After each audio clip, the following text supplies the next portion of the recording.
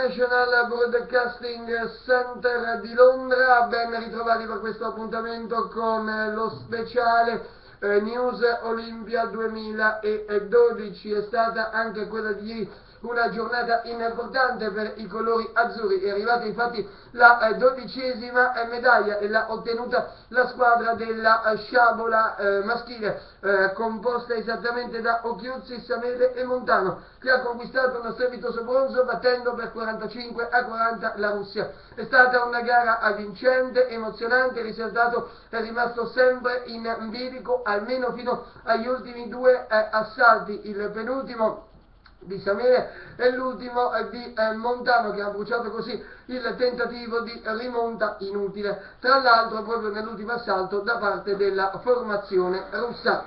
Ma non sono state queste le uniche novità che hanno tenuto banco ieri qui a Londra.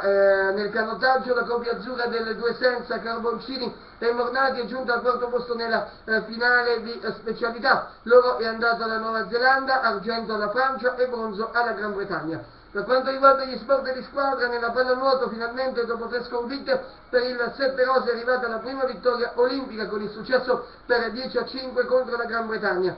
Per la pallavolo invece il quarto successo per le ragazze di Barbolini che fanno fuori l'Algeria.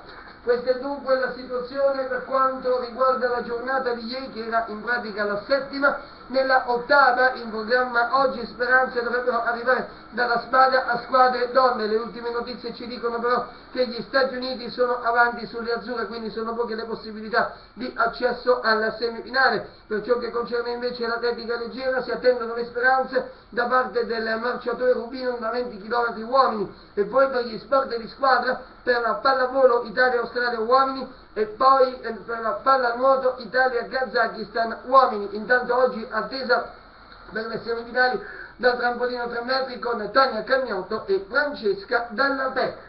Bene amici ed amiche, vi saluto, vi abbraccio, grazie per l'attenzione, vi aspetto come sempre domani per un nuovo appuntamento con il nostro speciale. Le ultimi aggiornamenti li troverete nel corso della giornata sulla nostra pagina di Facebook. È tutto da Londra.